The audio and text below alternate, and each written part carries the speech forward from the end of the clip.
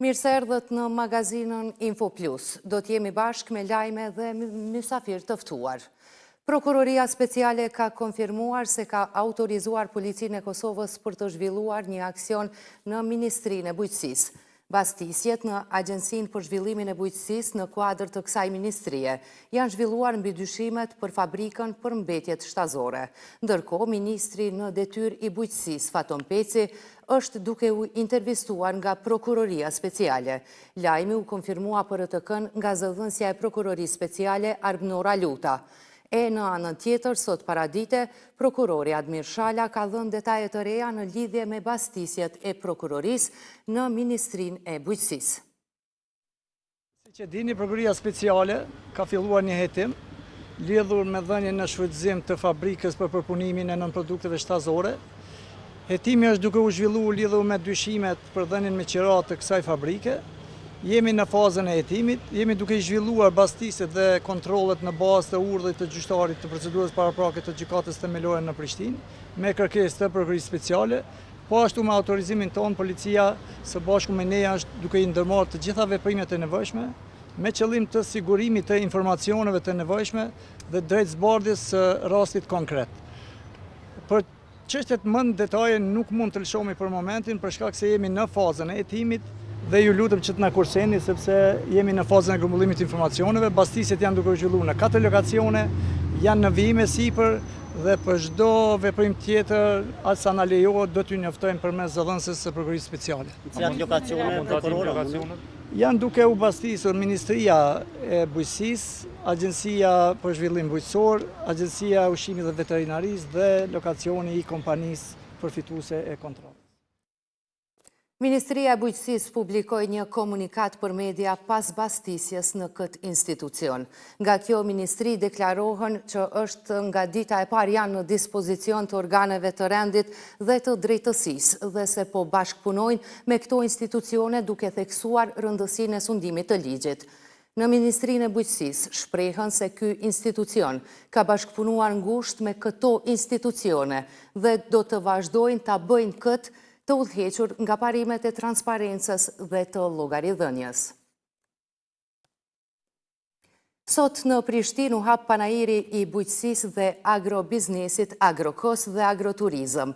Në fjalën e tij, kryeministri në detyrë Albin Kurti tha se bujqësia nuk është e kaluara, por e ardhmja e ekonomisë së Kosovës.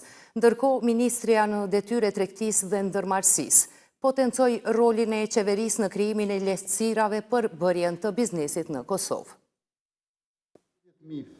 Fermerë në baza vjetore janë dëshmitar përfitues të angazhimit të ministrisë dhe qeverisë në përgjithësi. Nderuar pranishëm, të gjitha këto nuk janë vetëm të dhëna, janë dëshmi se Kosova po punon për një bujqësi moderne, të drejtë dhe të qëndrueshme. Sot më shumë se kurrë bujqësia nuk është sektor i së shkuarës, por i së ardhmës sonë ekonomike. Në këtë rrugtim, partneriteti me ju, fermerët, agrobizneset, investitorët dhe organizatat zhvillimore është çelësi i suksesit tonë të përbashkët. Ky panair pritet që të ketë bashkuar 100 biznese ekspozuese nga Kosova dhe rajoni që synojnë rritje përmes bashkëpunimit, prezantimit produkteve me vlerë dhe risive teknologjike nga zhvillimit më të fundit në industrinë e përpunimit të ushqimit, prodhimit të pijeve, si dhe në sektorin më të gjerë të industrisë mikpritjes, pra akomodimin dhe shërbimet e gastronomisë.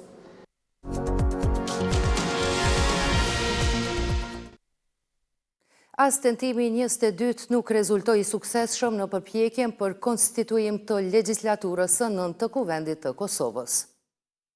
54 deputet kanë dhënë votën për, kundër kanë qenë 1, abstenim nuk ka.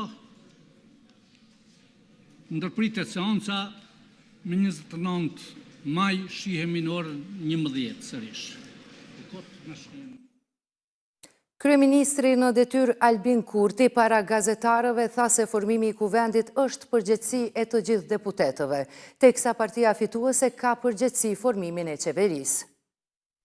Kosova ka qeverinë në detyrë, unë jam kryeministër në detyrë, ajo që mungon Kosovës është kuvendi i ri Republikës. Kuvendi nuk e konstituon fituesi, por të gjithë. Si fitues të zgjedhjeve me 48 deputet dhe me 9 deputet të pakicave që na janë bashkangjitur, e kemi përgjegjësinë për ta formuar qeverinë. Pra fituesi e ka përgjegjësinë për ta formuar qeverinë. Ndërkaq për ta konstituar kuvendin, përgjegjësinë e kanë që të gjithë deputetët. Dhe po bëjnë gabim që po e pamundsojnë kworumin për votimin e fshehtë. Sidoqoftë, edhe kjo çështje e votimit të fshehtë ndodhet e adresuar tek gjykata kushtetuese dhe shpresoj e uroj për një përgjigje sa më të shpejtë të tyre.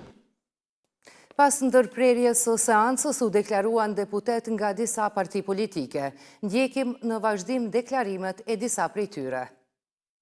Është epilogu njëjtë, gjithmonë me dështimin e opozitës e cila refuzon me marrë pjesë në votim. Pra, so për sqarim, nuk jemi këtu për me votu Albulenën, po pa mundësot kworumi për zgjedhjen e një komisioni zgjedhor që pastaj me vazhdu me votimin e fshehtë, të cilin na mundson gjykata kushtetuese.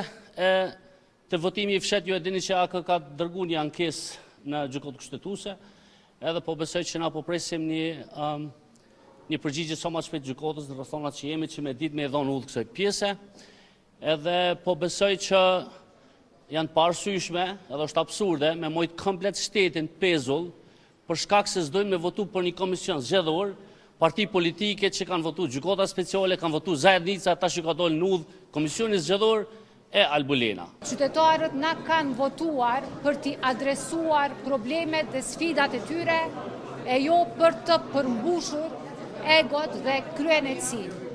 Kosova është më e madhe se secili prej nesh. Edhe një herë faleminderit për punën që po e bëni çdo ditë. Për të 22-ën herë jemi dëshmitar të dështimit të partisë Vetëvendosje, e cila nuk po arrin me i siguru votat e mjaftueshme për të votuar kandidatin e propozuar për kryetar të kuvendit. Po ashtu kjo gjendje është treguese se Vetëvendosja nuk i ka as votat për krijimin e qeverisë. Përfaqësues të shoqërisë civile kanë organizuar një aksion simbolik para kuvendit për të shprehur pakënaqësinë lidhur me dështimin e konstituimit të institucioneve pas zgjedhjeve parlamentare. Aty u theksua se ky aksion përfaqëson një thirrje publike për reflektim dhe veprim nga ana e përfaqësuesve të zgjedhur me qëllim të tejkalimit të ngërçit institucional. Ky aktivitet është një shprehje publike e pakënaqësisë tonë në formën më konkrete të mundshme, duke i vendosur pra 120 karrige të zbrasta, të cilat përfaqësojnë secilin prej 120 deputetëve të kuvendit, të cilët nuk janë duke përmbushur mandatin dhe obligimin e tyre për të funksionalizuar institucione. Në fakt, këto shpërfaqin një realitet i cili është paradoksal, që përfshin një kuvend i cili ekziston si strukturë dhe në letër, por që nuk prodhon asgjë në përmbajtje në funksion. Kemi zgjedhur po ashtu secila prej karrigeve të përmbajë një mesazh i cili është i drejtë për drejtë ndaj secilit prej deputetëve dhe publikut në përgjithësi, që është thirrje serioze për pasur përgjegjësi, për të u fokusuar tek çështjet cilat kanë nevojë qytetarët e Kosovës të shohin zhvillime në veçanti në raport me ligjvënien dhe me mbikëqyrjen e ekzekutivit. Në adresë të presidentës Vjosa Osmani, tash e disa herë po arrin emaila kërcënues, madje me kërcënim për vrasje. Presidenca ka njoftuar se për këto kërcënime tashmë janë njoftuar edhe organet e drejtësisë. Do të flasim me njohësin e sigurisë në vend, profesor Avni Islamin, e që do të kemi në një lidhje të drejt për drejt. Profesor, përshëndetje dhe mirë se erdhe në këtë linjë të drejt për drejt në RTK, përkatësisht në InfoPlus. Përshëndetje. Fillimisht, a mund të më thoni se si i keni parë këto kërcënime në adresë të presidentës Osmani? Unë kam përcjellur në vazhdimsi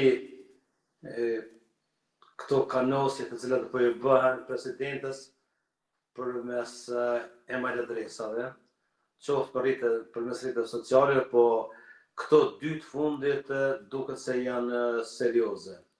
Pavarësisht sigurisë së presidentës për jetën e saj, pavarësisht se institucionet e sigurisë Kosovës e kanë për detyrë që të ruajnë presidentën dhe të kujdesin për sigurinë e saj në perimetrin e caktuar çfarë duhet jetë, secili kërcënim ose kanosje duhet merret seriozisht dhe të mos lihet anash dhe të mos kujdesen të gjitha ata që janë të thirrur që të merren me këto kanosje, sepse kanosjet kanë ardhur përmes email adresa dhe dihet që secili shtet, qoftë Ministria e Punës të Brendshme ose Policia e Kosovës dhe AKI-ja kanë grupet e specializuara kibernetike që të mirën me këto email adresa dhe unë besoj që nuk duhet të neglizhohet sepse në secilin pra ky fundit me çfarë unë kam pa dhe kam lexuar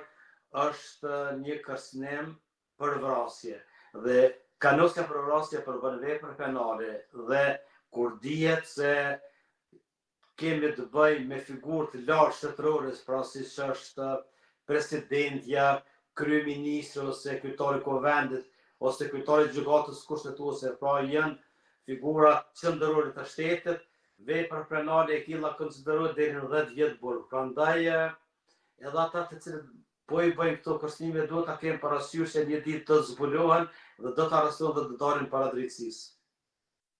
Kërcënim përmes emailit, a duhet të merret po kaq seriozisht sa e thoni ju edhe nga ana e organeve të drejtësisë, themi të policisë, hetuesisë, madje edhe të prokurorisë?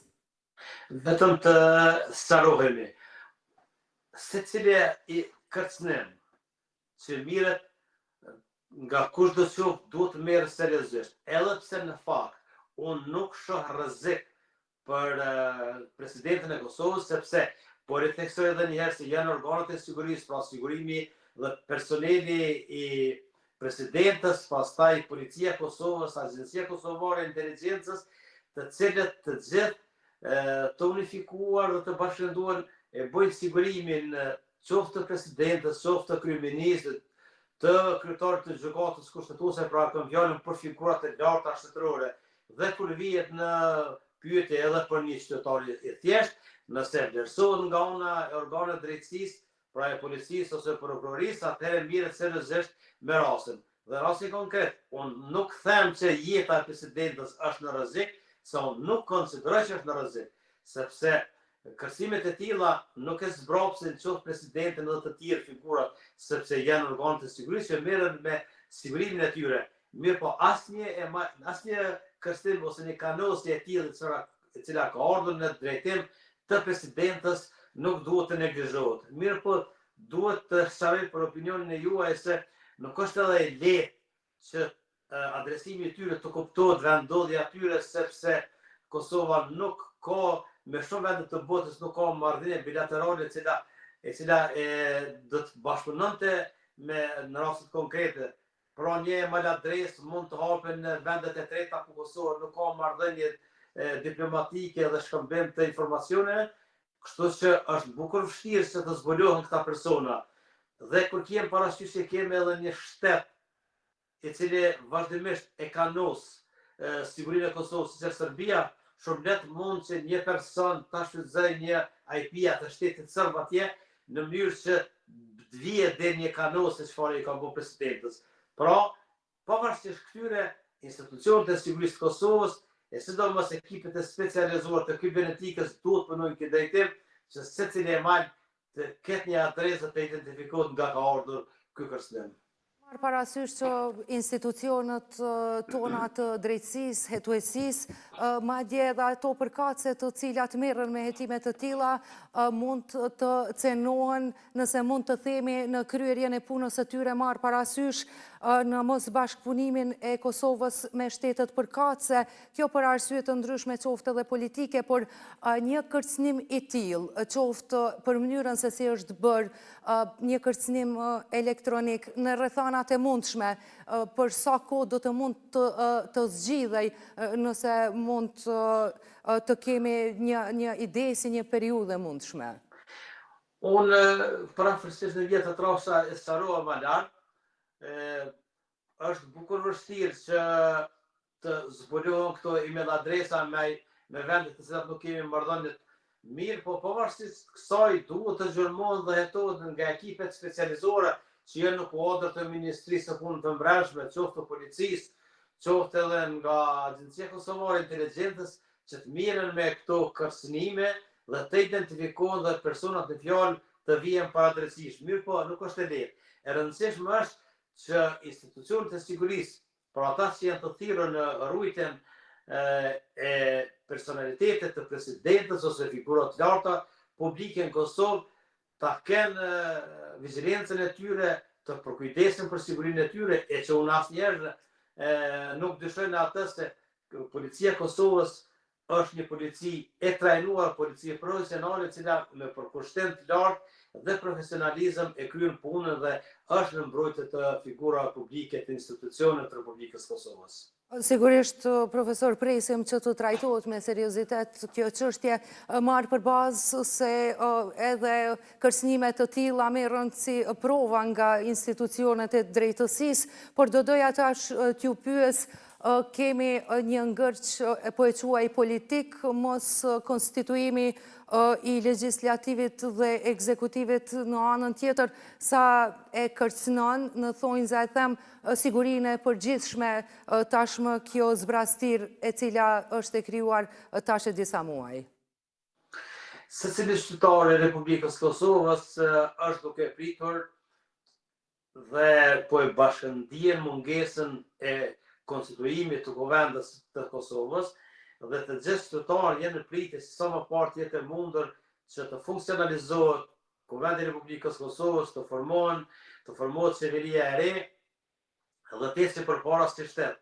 Mendoj që në aspektin ekonomik dhe në aspektin diplomatik ka ngecë dhe do të ketë përderisa të mos formohet Kuvendi i Republikës Kosovës, sepse kemi parë përmes mediave të shkruara dhe elektronike që fondet nga Bashkimi Evropian kanë ngecur rreth 600 milion euro për Kosovë po i humb për shkak të mos konstituimit të Kuvendit të Republikës Kosovës. Mirë po në aspektin e sigurisë, pra unë dhe të gjithë dim që nuk do të ketë dhe nuk ka zbrasje juridike, nuk ka mungesë të kompetencës, sepse policia, Forca e Sigurisë Kosovës, emergjencat dhe të gjithë janë me kompetenca të plota dhe nuk rrezikohet siguria e Kosovës për shkak të mos konstituimit të Kuvendit të Kosovës. Por në aspektin e sigurisë nuk shoh ndonjë handicap që mund të rrezikohet siguria e vendit për shkak të mos konstituimit të Kuvendit, sepse hierarkia është në nivelin e duhur dhe secili vendim i cili mirët në hierarki zbatohet dhe tek policia më e thjeshtë. Mirë po pavarësisht kësaj, ne të gjithë jemi duke pritur që të konstituohet Kuvendi i Kosovës dhe sa më parë të dalin institucionet nga zgjedhjet e fundit që janë mbajtur me nënshkurt. Profesor, faleminderit shumë për këtë kyçje të drejtë për drejtë, për kohën tuaj dhe sqarimet që na i dhat. Ishte kënaqësi. Faleminderit. Ministria e Tregtisë dhe Industrisë ka hapur thirrje për grante në vlerë prej 5 milion eurosh. Tani do të flasim me Zev Dedaj, është ushtrues detyre i drejtorit të përgjithshëm të Kiesas. Përshëndetje, zotëri Dedaj, dhe mirë se erdhe në Info Plus. Përshëndetje, mirë se gjeta. Sigurisht do të flasim për temën aktuale, 5 milion euro grante. A mund të na thoni fillimisht se për çfarë konkretisht bëhet fjalë, cilat janë këto grante dhe detaje më të hollësishme? Po, patjetër, faleminderit përsëri. Kjo është njëra nga shumë grëndë skemat e Kiesës, po sigurisht edhe më larta për nga vlera, por edhe nga rëndësia sigurisht. Kjo për faktin se kjo targeton sektorët në kuadër të politikës industriale.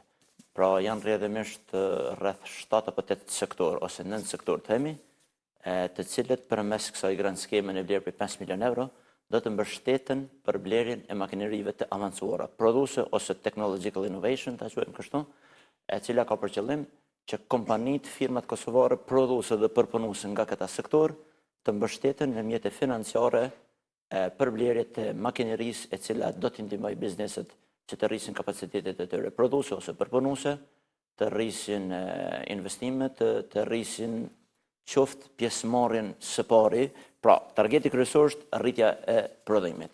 E pastaj me rritjen e prodhimit ka për qëllim rritjen e së pari të pjesëmarrjes në tregun vendor për një nivel të kompanive ose rritjen e eksporteve. Sepse duke rritur pjesëmarrjen e tregun vendor, në mënyrë direkte ndikohet në zvogëlimin e importit për ato produkte, si dhe më e rëndësishme është qëllimi i rritja e eksportit, e që outputi përfundimtar është përmirësimi i bilancit tregtar përmalur. Për faktin se kemi të bëjmë në kuadër të politikës industriale ku janë sektorët e prodhimit kryesisht. Thirrja është ndarë në 3 lote, pra për ndërmarrjet e mikro, të vogla dhe të mesme. Ato të punësuar deri në 9 punëtor do të kenë mundësinë të përfitojnë deri në 40.000 euro, derisa bashkëfinancimi nga ana tyre është 30%, ndërsa kategoria e dytë e ndërmarrjeve të mesme që është nga 10 deri në 49 punëtor, do të kenë mundësi që të përfitojnë deri në 80.000 euro, si dhe kategoria e fundit që është nga 50 punëtor deri në 249 punëtor, do të kenë mundësinë që të përfitojnë deri në 120.000 euro. Fokusi kryesor nga 5 milion, 4.5 milion janë të dedikuar në 2 kategoritë e para, 1 deri në 50 punëtor. Sigurisht që është në interes edhe të publikut të dimë se a do të ketë ndryshim të kërkesave në aplikim në varësi të sektorit dhe të veprimtarisë të këtyre bizneseve. Aplikimet janë standarde, thirrja për hir të korrekcisë ka përfunduar mbrëm në 12 të natës. Pra, sepse si pas udhëzimit administrativ është hapur nga data 5 maj dhe mbrëm në orët e vona ka përfunduar. Thirrja ka qenë një thirrje që më duhet të bëj disa krahasime. Deri në vitin 2022 ka qenë një thirrje e bazuar në udhëzimin administrativ të njëjtin, 2018 që është, ka qenë rreth 19-20 faqe, derisa vlera ka qenë 500.000 euro. Sot për njëjta thirrje është 4 faqe, derisa vlera është 5 milion euro. Kriteret e para, 90% e kritereve janë të bazuar në udhëzimin administrativ. Pra, ato janë standarde dhe janë fikse për të gjithë aplikuesit dhe nuk mund të ndryshojnë. Dhe ka zero tolerancë nga këto kritere. Ajo çfarë dallon në këtë vit, në vitet paraprake, për faktin që është edhe është rritur edhe vlera në 5 milion, tek projekt propozimi. Pra, faza e parë për të gjithë aplikuesit është standarde sipas udhëzimit administrativ. Aty kërkohen dëshmia mbi certifikatën e regjistrimit të biznesit dhe informatat përcjellëse, numri unik i biznesit, certifikatën nga gjykata që sjellin falimentim ose sjellin nënhetime, certifikatën e numrit të punëtorëve nga ATK-ja. Kjo i mundson Komisionin vlerësues që të bëjë kategorizimin e kompanive gjatë vlerësimit nëse është mikro, e vogël ose e mesme, pastaj certifikatën nga ATK për qarkullim, gjirologarinë bankare. Këto janë administrative që zero tolerancë ka, për arsye që këto janë administrative. Vlera e shtuar pasi të kalohet kjo fazë tek biznesit është tek projekt propozimi. E kemi zgjuar shumë atë.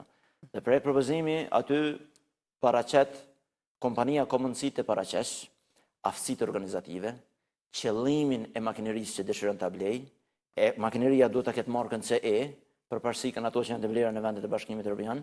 Po edhe nëse janë të vlera në vendet e Bashkimit Evropian, kriter kryesor që makineria duhet ta ketë markën CE që tregon qëndrueshmëri, pastaj duhet të paraqes strukturën organizative, po mbi të gjitha e vlerësohen lart projekt propozimet e atyre bizneseve që modelet e tyre të bizneseve i kanë të orientuara drejt rritjes së prodhimit dhe përpunimit, si dhe karakteristikave të gjelbra, edhe ato të cilat mendojnë të kontribojnë edhe përfitojnë përmes ekonomisë qarkore.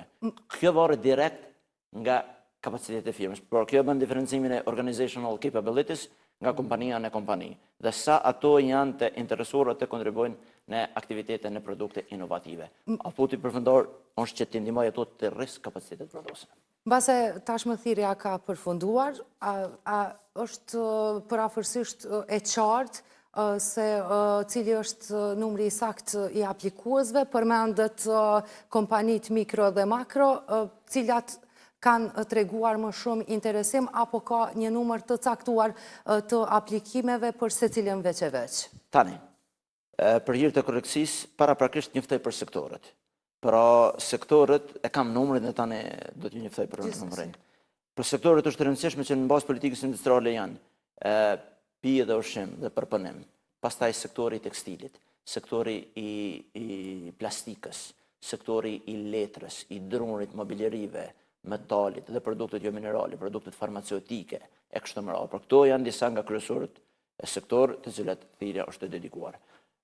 Unë në komunikim me OSHI-n kam qenë vazhdimisht dhe fatmirësisht këtë periudhë nuk kemi pas asnjë ankesë nga kompanitë gjatë aplikimit në kuptimin e aspekteve teknike, jo nuk po bën sistemi. Procedurave të cilat nuk janë totalisht janë të pavarura nga krijesa, po nganjëherë i kuptojmë edhe sistemi i Kosova ka angazhime është shumë dinamike dhe mund të ketë edhe sfida.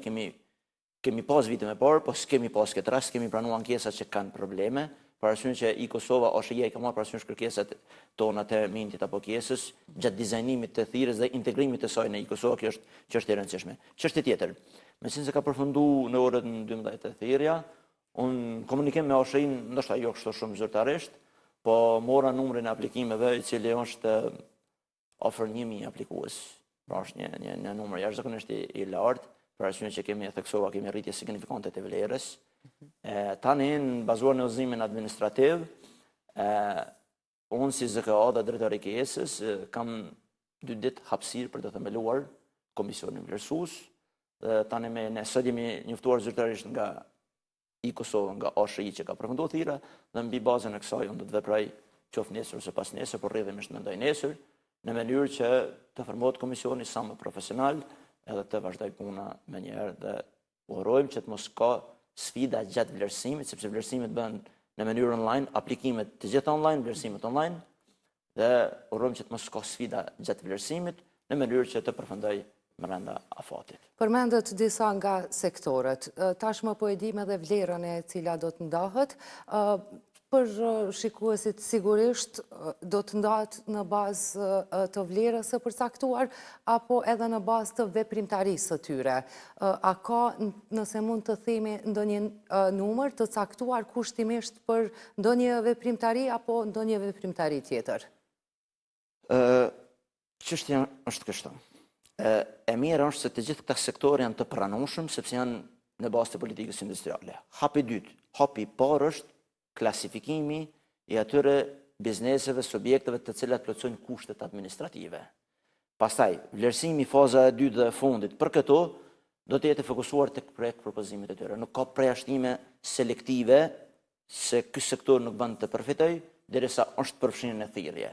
Mirë po, projekt propozimet që kontribuojnë në karakteristikat e gjelbra, në aktivitete inovative, në circular ekonomi, e mbi të gjitha, në gatishmërinë e tyre për të rritur kapacitetet prodhuese dhe eksportuese kanë përparësi të vlerësimit gjatë projekt propozimit, sepse projekt propozimi këtë vit ka më shumë pikë sesa vitet e tjera.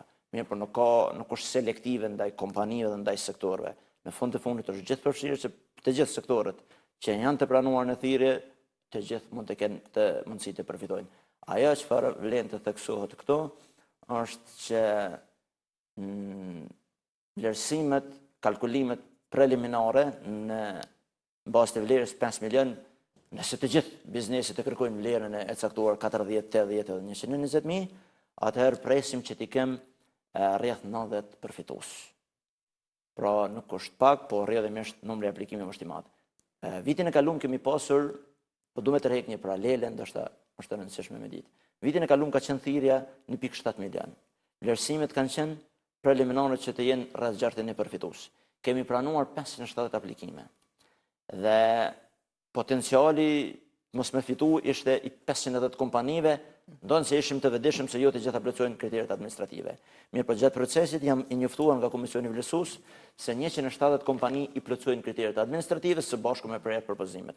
Nga 173 kanë qenë që kanë fitu paraprakisht, e me thirrjen janë të ndaluar, pra ato që përfitojnë 3 vitet e fundit nuk mund të përfitojnë në thirrjen tjetër. Prandaj e kemi bërë kërkesën dhe rritjen e buxhetit në proces. Dhe nga 1.7 kemi rritë në 4.455.000 vitin e kaluar dhe rrjedhimisht kemi nxjerrur 167 përfitues. Këtë vit, duke ditë se vitin e kaluar ka qenë 4.4, këtë vit kemi lancuar 5 milion. Mirë po, duke marrë parasysh pak edhe rritjen e çmimeve në përgjithësi në nivel global, kemi rritë edhe vlerën. Pra nga 25.000 siç e theksuan 20 apo 25 në 40 për kompani, nga 35 në 80 dhe nga 50 në 100. Mirë po, ekziston mundësia të jenë deri në 100 përfitues kësaj radhe, varësisht nga kërkesat e kompanive, sepse ka kompani tani më që janë shumë serioze të cilat konsiderojnë kërkesa më të mëdha ose më të vogla. Por jo patjetër një kompani mund t'i kërkojë 80.000 euro, ajo mund të jetë shumë konkrete dhe t'i kërkoj 50.000 euro, sepse ka dhe 40% bashkëfinancim ajo, ndërsa 50% është bashkëfinancimi të këto që janë 120.000 euro. E nëse ka kërkesat e tilla, mund të rritet numri deri në 100 biznese përfituese. Mirë, nëse të gjitha i kanë kërkesat në harmoni me thirrën, atëherë presim që të kemi rreth ndërmjet 80 dhe 90 përfitues.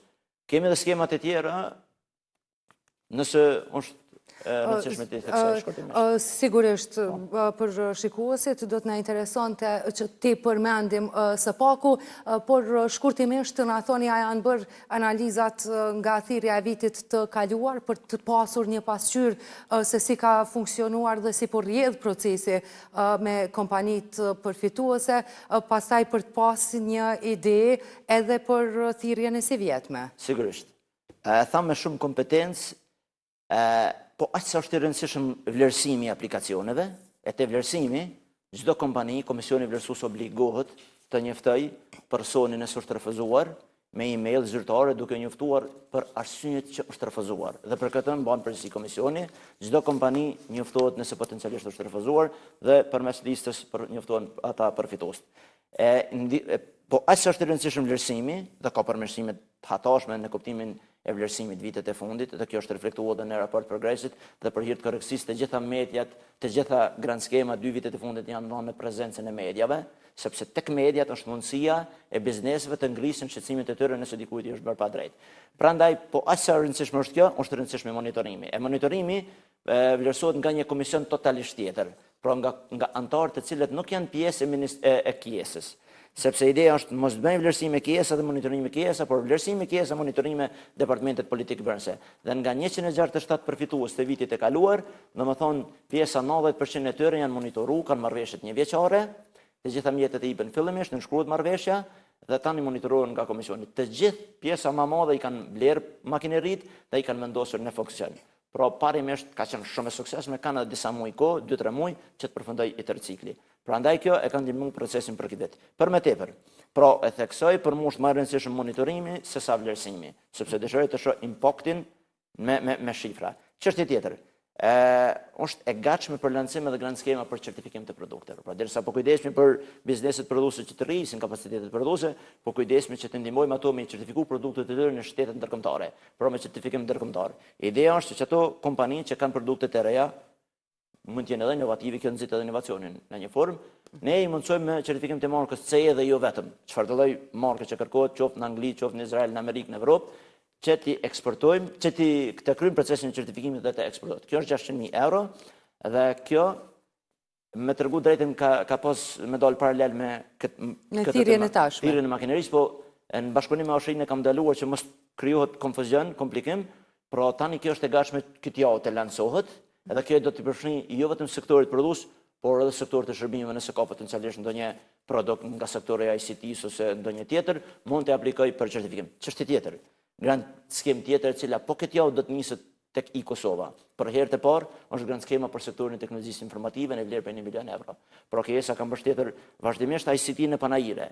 Edhe nganjëherë panajiret janë shumë të rëndësishme se sa këto, sepse mund të krijojnë kontrata milionçe. Mirë po, derisa po mbështesim prodhimin dhe kemi shumë një krenari për sektorin e teknologjisë informative, kemi nxjerrë për herë të parë një grand skem 1 milion euro. Kjo grand skem do niset këtë javë tek Kosova. Tjetra, për herë të parë një grand skem për industrinë kreative. Kjo është bashkëfinancim ndërmjet KIES-s dhe projektit Lux e implementuar nga UNDP. Kjo do të jetë 1.5 milion euro, 1 milion do lancohen këtë vit, 500.000 vitin tjetër. Po kështu kjo grand skem do të adresohet tek Kosova gjatë kësaj jave. Pra, një ka përfunduar, certifikimi do të publikohet këtë javë derisa ICT-ja dhe Creative Industry do të procedojnë në Kosova i merr disa kohë, po gjatë qershorit edhe këto do të lancohen. 8.3 milion është buxheti i KIES-s vetëm për subvencione, sepse 18.2 është totalisht i KIES-s këtë vit.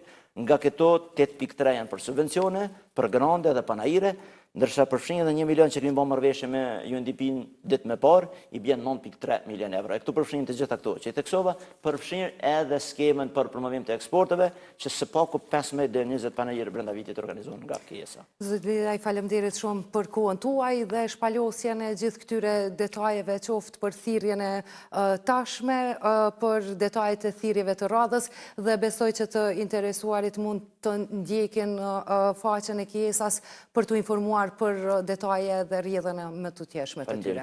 Faleminderit.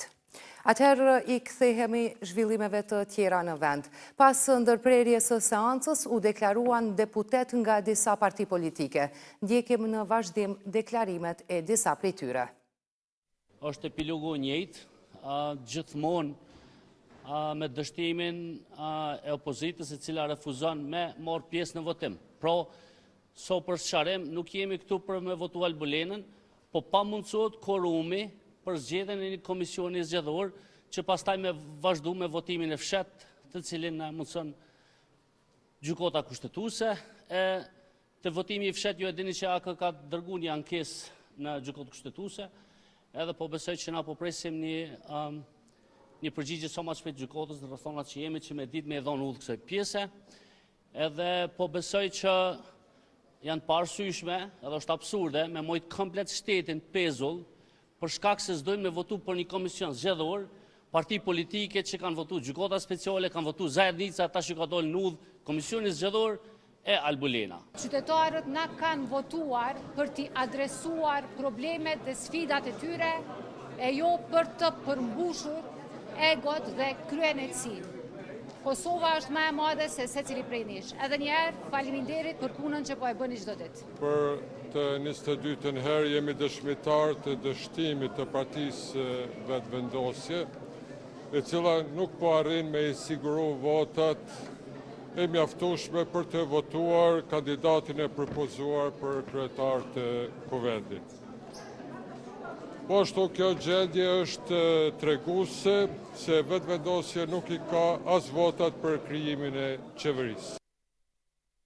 Për ngërçin politik dhe mos konstituimin e Kuvendit do të flasim në studio me profesorin Mazlum Baraliu. Profesor, faleminderit për kohën tuaj dhe mirë se erdhën në InfoPlus. Faleminderit për ftesën juve. Sigurisht pamë edhe një përpjekje të radhës për konstituimin e Kuvendit të Kosovës. Sigurisht është tentimi i 22 me radhë në përpjekje për të formuar legjislativin sigurisht edhe në ditën e sotit. A mund të më thoni se si po e lexoni këtë situatë marrë parasysh edhe dështimit të radhës? Po si një përsëritje tautologjike, politike e subjekte politike në një lojë të tyre, të imagjinare, të pa definuar, por sigurisht të synuar për të blerë kohë për shkak të pamundësisë njëri tabori dhe tabori tjetër që t'i kenë numrat e mjaftuar për deputet për ta votuar kryetarin e Kuvendit dhe më vonë edhe qeverinë. Pra një lojë, do të thosha qëllim apo jo, politike, një manovër që ka radhët e veta përmes epizodave të fatkeqe të cilat po përsëriten çdo 48 orë, të kësaj klase politike, të deputetëve madje edhe veç e veç, po sidomos të subjekteve politike dhe liderëve të tyre, të cilat po mendoj që fatkeqësisht dhe jo vetëm unë, po definitivisht është më tash opinion publik i përhapur fatkeqësisht në popull, si diçka që ngjan me parodi, ngjan me një teatër politik absurdi, e që po i sjell dëme të pariparueshme Kosovës, ndërkaq që ata ose ato, pra deputetët dhe subjektet politike, veçanërisht partitë politike, me një nonshalancë të paparë ose me një mungesë të ndjesie dhe përgjegjësie, edhe politike dhe demokratike, po sillen në rreth vicioz, duke mos lëshuar pe dhe duke fajsuar njëra tjetrën, por që në fakt kemi një status quo, një blokadë politike dhe një krizë politike që është e dëmshme dhe me pasoja për Kosovën.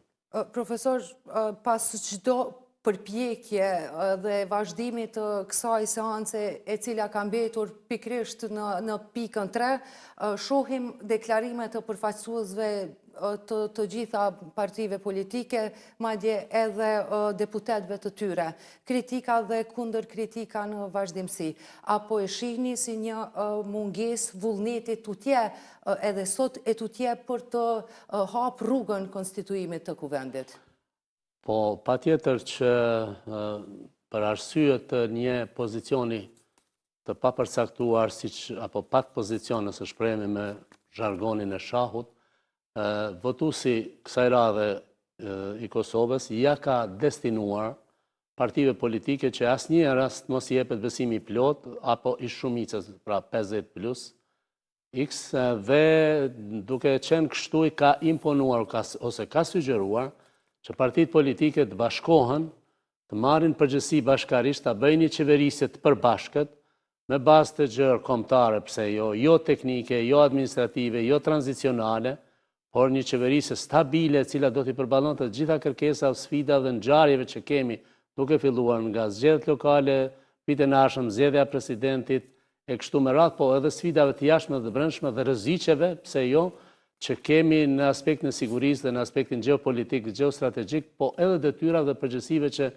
qeveria dhe parlamenti duhet kenë, fillimisht në kontaktet, kërkesat, kontratat, miratimin e konventave të ndryshme, marrëveshjet të ndryshme në kuvendi dhe qeveria po ashtu, e që në fakt kjo klasë politike, këta subjekte politike nuk e kanë konsideruar, nuk e kanë respektuar. Kjo është mendim kudo ndodhshëm, për çdo ditëshëm në kontaktet me qytetarët, ata të ndalin dhe të thonë jo vetëm mua, po të gjithë, shoh plot raste. Dhe kjo është për të ardhur keq dhe jo vetëm kaq, por është edhe papranueshme, pandershme dhe pahishme. Do duhet stopuar kjo sjellje kësaj me papërgjegjësi që mendoj unë ndikohet duke u përgjigjur pyetjen e juaj nga të paktën 2 faktore. Para, që nuk i kanë mundësit numrat dhe përkundër përpjekjeve që po bëjnë asnjëra palë, sepse numri i deputetëve, 10 deputet të pakicave jo sërbe dhe një të komunitetit sërb, kanë ndikuar që të ndahen në 2 pjesë, pra duke kërkuar e kushtëzuar madje fatkeqësisht, duke gjetur ngusht njërin palë dhe palën tjetër, fjalën e kam të Partisë Shumicës Shqiptare, këtë rast koalicioni fitues dhe opozita ish opozit. Pra, e kanë krijuar një lamsh, një nyje gordiane, cila po reflektohet si paaftësi, pa mundësi dhe pastaj po fillojnë ta bllokojnë njëri ose tjetrin dhe të 2 palët kanë përgjegjësi. Në radhë parë, përgjegjësia i takon fituesit, i cili nuk po lëshon pe, edhe duke modifikuar madje ose duke u përpjekur për të modifikuar modelin e votimit nga të hapur transparent në atë të fshehtë, edhe opozita e cila po të ketë siguri dhe unitet dhe kohezion bashkarisht dhe mundësi kapacitet për të formuar, nëse nuk mundet herën e parë brenda 15 ditësh koalicioni fitues ta bëjë qeverinë ta bëjnë ata, atëherë ata kanë zgjedhur që të vinë të thjesht mos votojnë as për askund, ndërkohë që është obligim sipas vendimit të vitit 2014 gjykatës kushtetuese. Pra, përgjegjësia është e 2 palëve, blokada, nëse është blokada, është blokadë, nëse është krizë, është krizë, i takon përgjegjësia dhe njëherë po them të 2 palëve, të parit më shumë, po të dytit asgjë më pak për arsye se kanë mundësi ta bëjnë deblokadën ose zhbllokimin e këtij ngërçi dhe kësaj nyje gordiane, të 2 palët nuk po lëshojnë pe asnjëra. Profesor, thatë sigurisht që është destinim i qytetarit përmes votës që kanë dhënë në përcaktimin e këtyre numrave dhe përqindjes, padyshim, kjo dihet. Në anën tjetër, është edhe një farë mungese vullneti i përbashkët i të gjithë partive politike të pranishme në kuvend tashmë edhe përmes deputetëve të tyre, apo si e shihni? Është për shkak të kërkesave që kanë, apo pse kushtimisht nuk po arrihet asnjë lloj rruge që të hap të paktën qoftë një lloj komunikimi politik, siç kanë propozuar disa prej tyre, apo edhe në anën tjetër që të lëshohet pen, nëse mund të themi. Po pikrisht kjo është njëra prej nyjeve kryesore.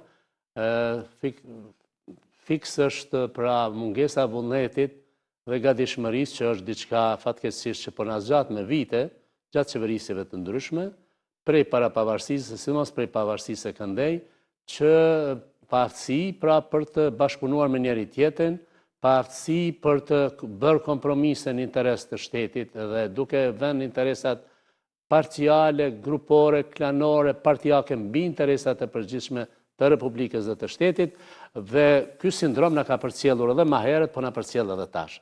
Dhe shto kësaj, edhe i natët e ngushta, po edhe interesat për pushtete, për përfitime, duke shpresuar që i pari s'po mund ta bëjmë ne edhe përfitohet nga përfitimet që sjell pushteti fatkeqësisht tradicionalisht këto 25 vite janë mësuar si duket disa nga segmentet e caktuara të politikës tanishme dhe të këtij pra establishmenti politik që po na përcjell pak a shumë me pak ndryshime që 25 vjet që të përfitojnë nga pushteti, por edhe faktori tjetër është paaftësia për t'i bërë numrat dhe faktori tretë është friga ose paaftësia, dyshimi që t'i marrin përgjegjësitë sepse keni parasysh fatkeqësisht dhe këtë duhet theksuar qartazi se Bashkimi Evropian edhe në këtë strukturë institucionale, pra ndryshimi që u bë pas zgjedhjeve të fundit, nuk ka ndryshuar politiken e pa koordinuar, negative, miope, shkurtpamse dhe të dëmshme ndaj Kosovës. Faktikisht dhe faktikisht,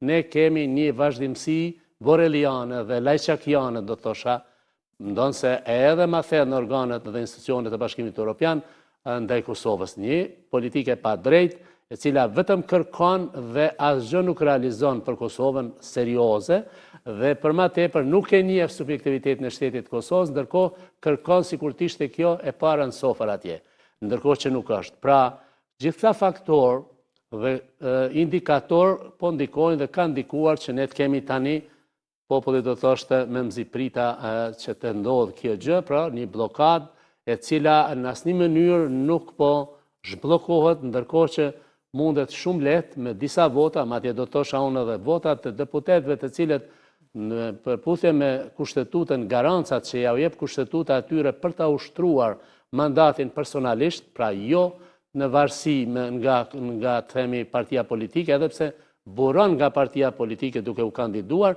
por kur fitohet nga qytetari, që është sovrani, mandati i deputetit apo deputetës është personal dhe edhe këtu kemi një ngërgj dhe një rezervë militantiste duke u blokuar gjithë deputet në për partitë e tyre për të kohezionuar, për të përmbyllur hermetikisht, aty me shikzuar, do të thosha, dhe për të mos e dhënë votën pse jo që është edhe detyrë edhe përgjegjësi kushtetuese e tyre dhe për ta votuar kryetarin sepse kryetari nuk është dobi vetëm e fituesit. Është dobi edhe këtyre tjerëve të palës tjetër, të cilët do të mund ta bënin pastaj qeverinë, po nuk e bëri i pari. Profesor, ju thoni që deputetët ndoshta do ta respektonin vullnetin e tyre sikur të mos ishin prapa partive, qëndrimeve të partive të tyre politike, por në këtë rast ana tjetër kërkimi një krijimi të komisionit që do të hap rrugë pastaj për votim të fshehtë për krye parlamentar, a mendoni se duhet të presim një opinion të gjykatës kushtetuese, sepse ju jeni njës shumë i mirë i këtyre çështjeve për të na sqaruar pak cila do të mund të jetë, po e them, leximi i kushtetuesës për këtë pikë, po, për këtë kërkesë. Po ashtu është, nëse vazhdon kjo blokadë, siç po vazhdon fatkeqësisht, atëherë na mbetet opsioni i parë dhe më i shpejt reagimi i gjykatës kushtetuese, e cila do duhet ta bënte tashmë me një vendim, sepse i ka marrë komentet nga gjitha palët e interesuara, si duket e ka pranuar kërkesën edhe deputetëve, do duhet veprojë shpejt, sepse shpejt ka të bëjë këtu çështja është ne jemi ju lutem shumë në emergjencë kombëtare, jemi në urgjencë, jemi në thjesht në diçka që sekonda duhet të na vlejnë për sa më parë për t'i bërë institucionet. Dhe me që nuk po merren vesh këto, parti politike, nuk po lëshojnë pozicionet e tyre ku janë barikaduar, mbetet në radhë parë sigurisht edhe presidenti i vendit nuk po reagon për ta pritur vendimin e gjykatës kushtetuese për sa i përket mënyrës së votimit të fshehtë është në rregull apo s'është në rregull. Dhe nëse sa më parë marrim këtë, atëherë do të zhbllokohet kjo mënyrë dhe do ta kemi një formë tjetër të votimit dhe mbasë një marrëveshje për zhbllokim. Sigurisht, thash edhe më parë, jeni njohës i mirë i këtyre çështjeve, cili do të mund të ishte opinioni apo leximi i kushtetuesës në këtë pikë, marr parasysh edhe situatave të kaluara, të krijuara në kuvendin e Kosovës. A mund të jetë si opcion i cili do të mund të mbështeste ligji, po e them, kushtetueshmëria, apo në këtë rast pas kushtetuesës, ndoshta do të pritej edhe një reagim i presidentës Osmani marrë parasysh që ka paralajmëruar një sër takimesh me përfaqësuesit e partive politike? Po, pa dashur që ta prejudikoj, ta paragjykoj, ta profetizoj vendimin e gjykatës kushtetuese, sepse është në dorën e saj dhe raportuesit, gjyqtarit raportues apo gjyqtarës, ata do të duhet ta merren një vendim dhe nuk e dim çfarë do të jetë. Unë e di se çfarë do duhet të ishte, por nuk po du ta paragjykoj. Këtë donim ta dinim, sigurisht ndoshta për të pas një ide. Nuk është korrekte, përndryshe po them nëse bashkëdoni ta dini mendimin, ajo që duhet bërë gjykata kushtetuese duhet ta çmontoj. Definitivisht duke sqaruar, shkoqitur saktësisht se çka ka dashur të thotë në vendimin e saj të vitit 2014 me të drejtën e deputetëve për të votuar pro, kundër ose abstenim.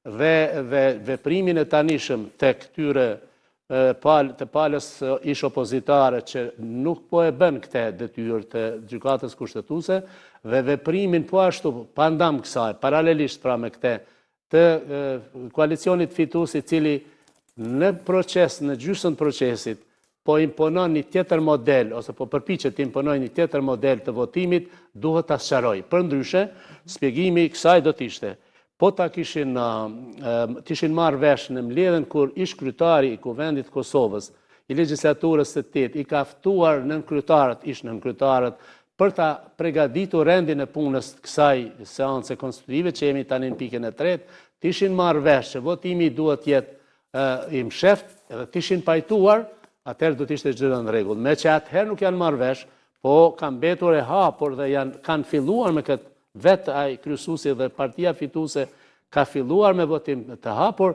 tani mendoj unë gjysmë rrugës është shkelje dhe nuk do duhej edhe rregullorës edhe vendimit gjykatës kushtetuese. Për këto çështje do duhet gjykata kushtetuese të japë përgjigje sa më parë, sepse nuk ka të bëjë me ndonjë themi problem esencial, problem material, po është procedural, teknik më tepër se sa është juridik dhe politik. Profesor, përmendët edhe çështjen e Bashkimit Evropian, sigurisht Kosova është në një proces të dialogimit tash e sa sa po e vonon, nëse mund të themi ky procesi i bllokimit të institucioneve edhe çështjen tjetër. Kemi diskutuar shpesh edhe për bisedimet të cilat kanë mbetur prapa tashmë dhe sa po përmendët edhe qasjen e Bashkimit Evropian karshi Kosovës. Po pikrisht ka shumë çka përdor, prandaj u thash pak më parë për shikuesit tuaj që sekondat janë për ne shekuj, transition, pra kuptimin sa më parë për të bërë institucionet për arsye se të paktën janë 8 apo 9 marrëveshje ndërkombëtare të cilat janë me vlera milionshë, e të cilat kjo që tani nuk është më opozit, nuk po e quhen veten opozit, ishte opozit, nuk ja ka votuar kuvendi strukturës së mëhershme. Dhe ato janë qindra milionshë. Pa u votuar ato në parlament dhe ratifikuar marrëveshjet, nuk mund të ketë zbatim të projekteve. Pastaj kemi planin e rritjes dhe aty mbi 880 milion dikun janë të parapara për Kosovën, dhe ajo është deklaruar edhe politika jashtme e Bashkimit Evropian dhe zonja Kallase pa formimin e qeverisë së re, e cila do të kontraktonte dhe do të dialogonte, nuk do të mund bëhen. Ka edhe shumë çështje tjera që institucionet tona, edhe dialogu, institucionet tona do duhej sa më parë, pra çdo minutë më parë, çdo sekondë më parë të themelohen, të konstituohen për arsye se ky është interes kombëtar dhe emergjencë kombëtare. Profesor, edhe një pyetje të fundit, marrë parasysh gjithë zhvillimet deri më tani sa i përket kësaj përpjekje për konstituimin e kuvendit, çfarë prisni në vazhdimin e seancës së radhës? Pres një përsëritje të radhës, një thjesht parodit të radhës, derisa nuk do të kemi një përgjigje nga gjykata kushtetuese, unë mendoj, e pastaj eventualisht të dihet se çka ka thonë ajo, unë mendoj që as presidentja e vendit nuk do të reagojë, sepse ta pres atë, pres përsëritje të këtyre epizodave që po i shohim për çdo 48 orë. Profesor, për herë faleminderit për kohën që gjeni për të qenë bashkë me ne dhe shikuesit tanë. Faleminderit, gjithmonë kënaqësi me ju të jem.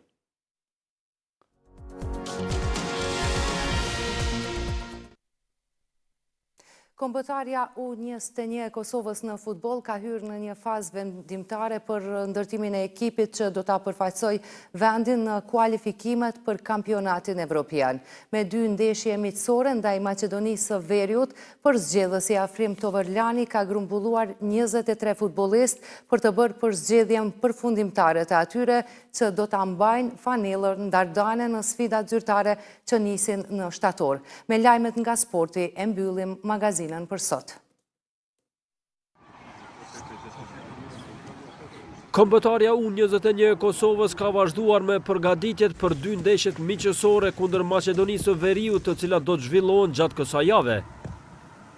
Këto duele pritet të shërbejnë si test i rëndësishëm për seleksionimin e futbollistëve dhe ndërtimin e një skuadre konkurruese për ndeshjet kualifikuese për kampionatin evropian, i cili fillon në muajin shtator.